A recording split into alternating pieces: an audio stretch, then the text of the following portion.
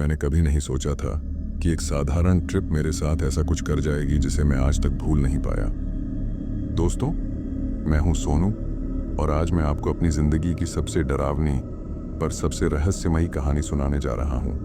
ये कहानी है गुजरात के मशहूर और कुख्यात डुमस बीच की, एक ऐसी जगह जो अपनी सुंदरता के साथ साथ अपने खौफनाक किस्सों के लिए जानी जाती है। ये घटना कुछ महीने पहले की है। रात के लगभग 11 बज रहे थे और मैं अपने दोस्तों के साथ इस बीच पर घूमने गया था। हमें पता था कि ये जगह अजीब मानी जाती है, पर सच कहूं तो उस समय हमारे लिए ये सब सिर्फ कहानियां थीं। लेकिन जो उस रात हुआ वो किसी कहानी से बहुत ज्यादा था। सोनू यार, इस बीच का नाइट व्यू तो मजेदार है ना? मेरे दोस्त अर्जुन ने कहा।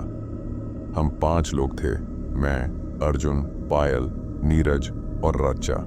पूरा बीच सुनसान था। दूर से लहरों की आवाज और हमारे कदमों की आहट के अलावा कुछ भी सुनाई नहीं दे रहा था। भूत प्रेत की बातें छोड़ो, असली मजा तो इस शांत माहौल में है, मैंने हंसते हुए कहा। लेकिन पायल को कुछ अजीब लग रहा था। उसने अचानक कहा, तुम लोगों को ये जगह कुछ ज्यादा ही सन्नाटा वाली नहीं लग रही? डरने की जरूरत नहीं है, ये सब कहानियां हैं, नीरज ने उसे चिढ़ाते हुए कहा। हम आगे बढ़ते रहे, लेकिन जैसे जैसे हम बीच के गहरे हिस्से की ओर जा रहे थे, माहौल बदल रहा था। लहरों के शोर में अचानक मुझे ऐसा लगा जैसे किसी ने मेरे नाम पुकारा, सोनू। मैं रुक गया। तुम लोगों ने सुना? किसी ने मेरा नाम लिया। क्या बकवास कर रहा है यार, अर्जुन ने हंसते हुए कहा। सच कह रहा हूं, मैंने सुना, मैंने जोर देते हुए कहा। लेकिन किसी ने ध्यान नहीं दिया। हमने फिर चलना शुरू किया। तभी अचानक पायल चीख पड़ी, देखो वो, वहां कोई खड़ा है। हम सब ने उस ओर देखा। दूर रेत के एक हिस्से पर एक परछाई खड़ी थी। हवा में उसका दुपट्टा उड़ रहा था। कौन है वहां? नीरज ने जोर से पूछा। वो परछाई हिली नहीं, ठिठकी सी खड़ी रही। शायद कोई मजाक कर रहा होगा, अर्जुन ने कहा। लेकिन रच्चा का चेहरा डर के मारे सफेद पड़ चुका था। मुझे यहां से चलना है, प्लीज, उसने कांपती आवाज में कहा। हम वापस लौटने लगे, लेकिन जैसे ही हम मुड़े, पीछे से कदमों की आवाज सुनाई दी। चर्र चर्र चर्र। किसी ने हमारे पीछे कदमों की आहट सुनी क्या? मैंने पूछा। अर्जुन ने चुप रहने का इशारा किया। अब हम सबको वो आवाज साफ सुनाई दे रही थी। कोई हमारा पीछा कर रहा है, पायल ने फुसफुसाते हुए कहा। हम सब रुक गए और पीछे देखा। कुछ नहीं था। चलो यहां से निकलते हैं, अर्जुन ने कहा। लेकिन जैसे ही हम तेजी से चलने लगे, वो आवाज और तेज हो गई। ऐसा लग रहा था जैसे कोई दौड़ते हुए हमारे करीब आ रहा हो। हम किसी तरह बीच के पास एक पत्थर पर बैठ गए। हम सबका दिल जोर जोर से धड़क रहा था। क्या ये सच में भूत प्रेत की जगह है? नीरज ने कहा। तभी पायल ने रेत की ओर इशारा किया। वहां हमारे पैरों के अलावा और भी निशान थे। वो निशान ऐसे थे जैसे किसी ने रेत को घसीटा हो। ये क्या है? राजा ने घबराते हुए पूछा। मैंने कहा, शायद किसी जानवर का निशान होगा, घबराओ मत। लेकिन अर्जुन ने कुछ ऐसा देखा जिसने हम सबकी सांस रोक दी। निशान अचानक गायब हो गए। ये कैसे हो सकता है? अब हमारी समझ में आ चुका था कि यहां कुछ सही नहीं है। तभी हवा में अचानक एक अजीब सी गंध आने लगी, कुछ जला हुआ सा। हमारे चारों ओर रेत पर अजीब आकृतियां बन गईं। वो आकृतियां इंसानों के चेहरे की तरह थीं, जैसे कोई चीख रहा हो। पायल ने कहा, सोनू, मैंने सुना है कि यहाँ किसी जमाने में लोगों का अंतिम संस्कार होता था। शायद ये उन्हीं की आत्माएं हैं। मैंने उसकी बात को काटते हुए कहा, तुम बस डर रही हो, ये सब हमारा वहम है। लेकिन तभी अचानक चारों तरफ से अजीब आवाजें आने लगीं। एक साथ कई लोग बुदबुदा रहे हों, जैसे, यहां से चले जाओ, चले जाओ। अब मैं यहां एक सेकंड भी नहीं रुक सकता, अर्जुन चिल्लाया। हम सब दौड़ने लगे, लेकिन रास्ता कहीं नजर नहीं आ रहा था। ऐसा लग रहा था जैसे हम किसी भूल भुलैया में फंस गए हों। दौड़ते दौड़ते हम सब बीच के उस हिस्से में पहुंच गए जहां एक पुरानी टूटी हुई नाव पड़ी थी। वहां हमें एक बूढ़ा आदमी दिखा। तुम लोग यहां क्यों आए हो? उसने धीमी लेकिन कड़वी आवाज में पूछा। साहब, हम रास्ता भटक गए हैं, हमें यहां से निकलना है, मैंने घबराते हुए कहा। उसने हमें गहरी नजरों से देखा और कहा, तुमने उन्हें नाराज कर दिया है, यहां से बचकर निकलना मुश्किल है। किसकी बात कर रहे हो आप? रचा ने कांपते हुए पूछा। उनकी, जो अब नहीं है लेकिन इस रेत में हमेशा रहते हैं। हम और डर गए। तभी बूढ़े ने कहा, अगर तुम यहां से बाहर जाना चाहते हो तो इस नाव के पास बैठकर एक वादा करो, तुम यहां दोबारा कभी नहीं आओगे। हमने उसकी बात मान ली। जैसे ही हमने वादा किया, वो बूढ़ा गायब हो गया। अचानक सब कुछ शांत हो गया। वो अजीब गंध, आवाजें, निशान सब गायब हो गए। ऐसा लग रहा था जैसे कुछ हुआ ही ना हो। हम किसी तरह वहां से बाहर निकले और शहर लौट आए। लेकिन जब हमने पीछे मुड़कर देखा, वो जगह बिल्कुल वीरान थी, जैसे वहां कोई कभी था ही नहीं। अगले दिन हमने सुना कि उस बूढ़े आदमी की मौत बहुत साल पहले हो चुकी थी। वो नाव वाला हिस्सा असल में एक पुरानी कब्रगाह थी। वो रात खत्म हो गई थी, लेकिन डुमस बीच का डर हमारे दिलों से नहीं गया। हम सब ने एक दूसरे से वादा किया था कि इस घटना का जिक्र किसी से नहीं करेंगे। पर सच कहूं तो उस रात की यादें मुझे सोने नहीं दे रही थीं। 2 दिन बाद सुबह सुबह मेरी नींद एक अजीब आवाज से खुली। ऐसा लगा जैसे कोई मेरे कमरे के दरवाजे पर धीरे धीरे खरोंच रहा हो। कौन है वहां? मैंने कांपती आवाज में पूछा। कोई जवाब नहीं आया। मैं दरवाजा खोलने की हिम्मत नहीं कर पाया। जब कुछ देर बाद मैंने हिम्मत जुटाकर दरवाजा खोला तो मुझे वहां कुछ नहीं मिला, लेकिन फर्श पर रेत के निशान थे, वही निशान जो मैंने डुमस बीच पर देखे थे। मैं समझ नहीं पा रहा था कि ये कैसे हो सकता है। क्या वो सब हमारे साथ वहीं खत्म हो गया था या कुछ हमारे साथ यहां तक आ गया? दोपहर में अर्जुन का फोन आया। उसकी आवाज कांप रही थी। सोनू, मुझे कुछ अजीब महसूस हो रहा है। कल रात से मेरे घर में भी अजीब चीजें हो रही हैं। कोई दरवाजे पर दस्तक देता है, पर जब देखता हूं तो कोई नहीं होता। और उसने रुकते हुए कहा, आज सुबह मैंने अपने कमरे की दीवार पर खून से लिखा हुआ पाया, वापस जाओ। मेरे हाथ से फोन गिरते गिरते बचा। अर्जुन, ये कैसे हो सकता है? हमने तो कुछ गलत नहीं किया था, फिर ये सब क्यों हो रहा है? मुझे नहीं पता, लेकिन हमें कुछ करना होगा, वरना ये सब हमें मार देगा। अर्जुन चिल्लाया। डर के मारे मैंने बाकी दोस्तों को बुलाया। हम सब ने इस बारे में बात की। पायल ने कहा, शायद ये उसी बूढ़े आदमी का श्राप है, उसने हमें वहां जाने से मना किया था। नीरज ने अचानक कहा, मुझे याद है, उस रात जब मैं उस पुरानी नाव के पास था, मैंने रेत में दबी एक किताब देखी थी। मैंने उसे उठा लिया था। क्या? हम सब चौंक गए। हाँ, पर मैंने सोचा कि वो सिर्फ एक पुरानी किताब है। उसे मैंने अपने बैग में रख लिया। लेकिन अब सोचता हूं शायद यही गलती थी। हम नीरज के घर गए। उसने वो किताब निकाली। किताब बहुत पुरानी थी। उसके कवर पर खून के धब्बे थे और उस पर लिखा था, मृत आत्माओं का निवास। हमने किताब को खोलकर पढ़ा। उसमें लिखा था कि डुमस बीच पर उन लोगों की आत्माएं रहती हैं जिनकी मौत रहस्यमयी या दर्दनाक तरीके से हुई थी।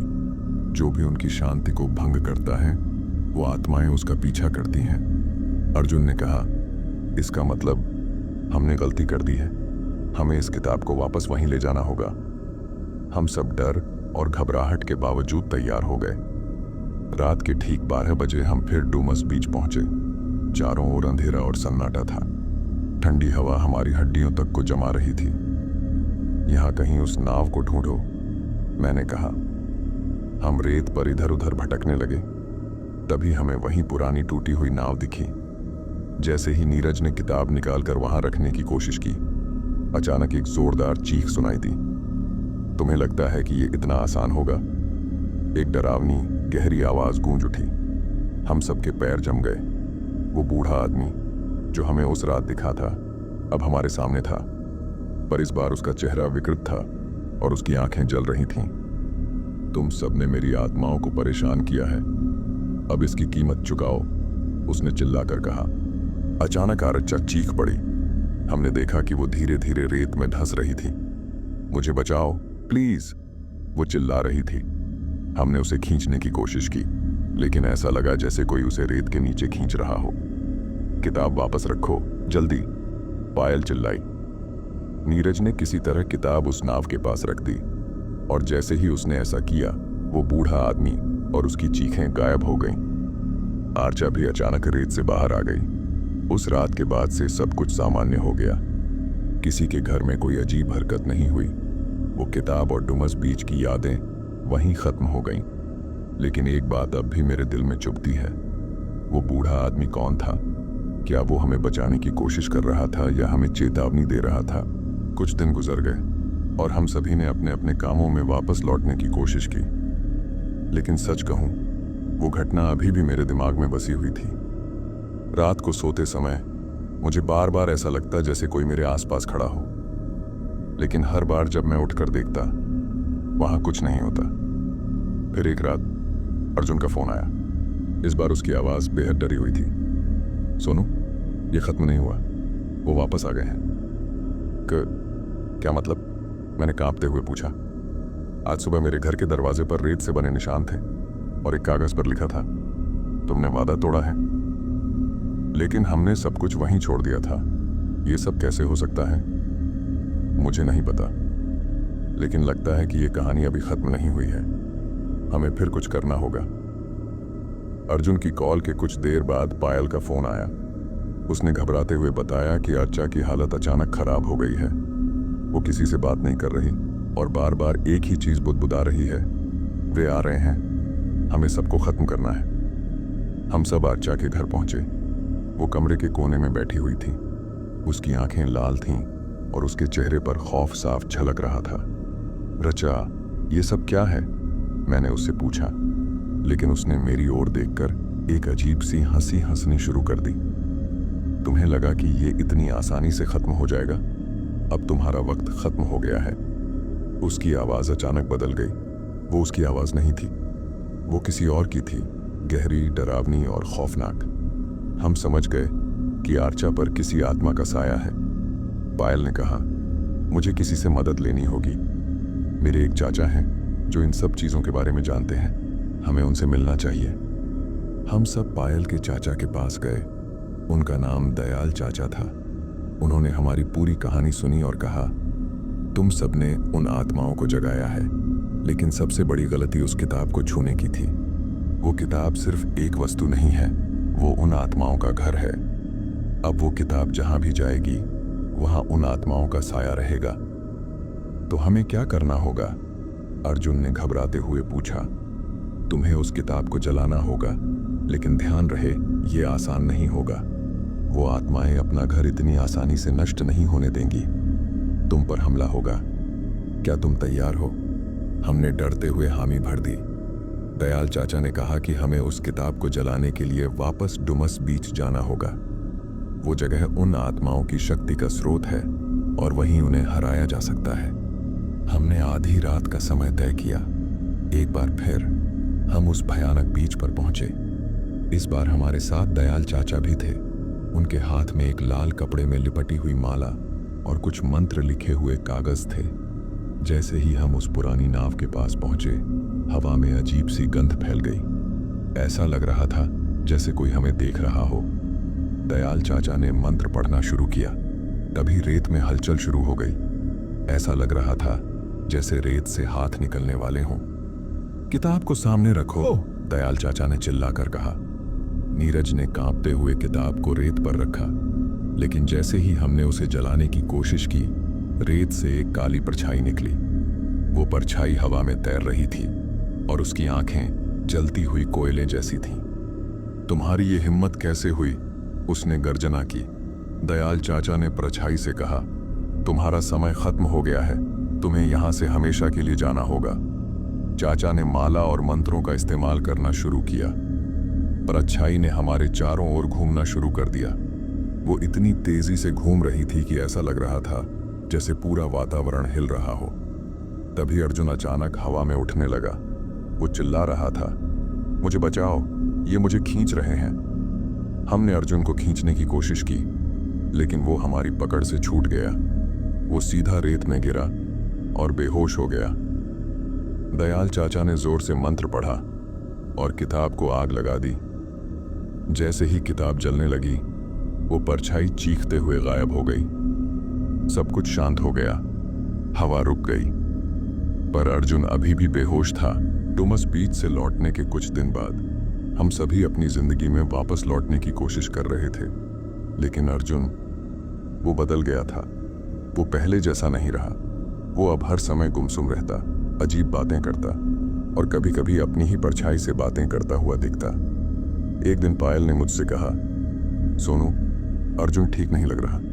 मुझे लगता है कि उसे अभी भी उन आत्माओं ने नहीं छोड़ा है। मैंने उसे दिलासा दिया, लेकिन सच कहूं, मैं खुद भी यही सोच रहा था। अर्जुन से मिलने के बाद मेरा शक यकीन में बदल गया। उसकी आंखें खाली थीं, उसकी बातें उलझी हुई थीं। सोनू, वो वापस आ रहे हैं, अर्जुन ने धीमी फुसफुसाती हुई आवाज में कहा। कौन वापस आ रहे हैं?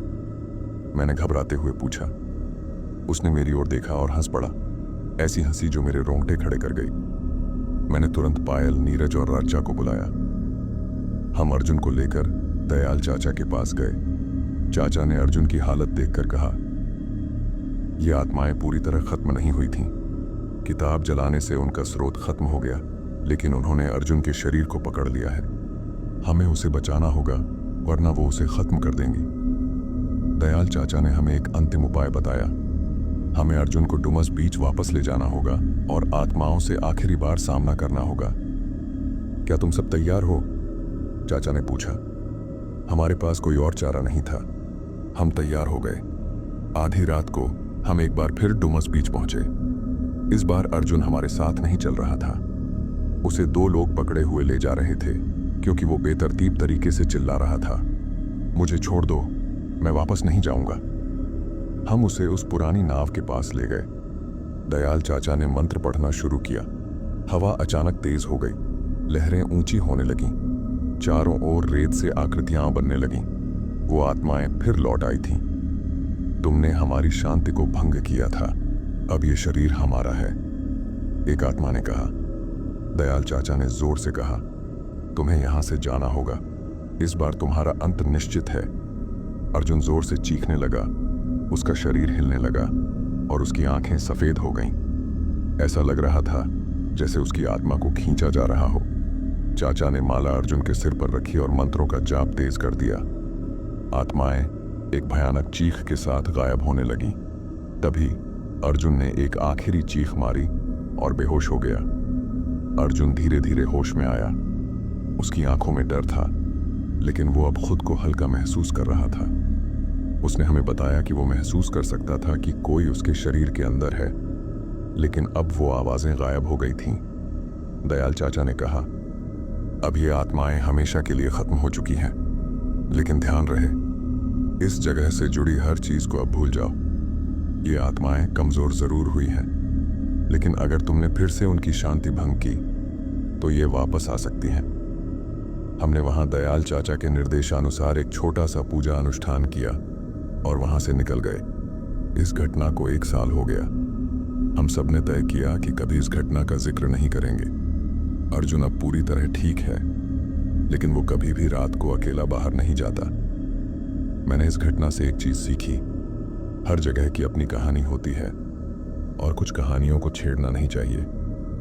लेकिन अंत में एक बात, कभी कभी जब मैं रात को अकेला होता हूं तो ऐसा लगता है जैसे कोई मुझे देख रहा हो, और फिर मुझे अर्जुन की वो बात याद आती है, वो वापस आ रहे हैं।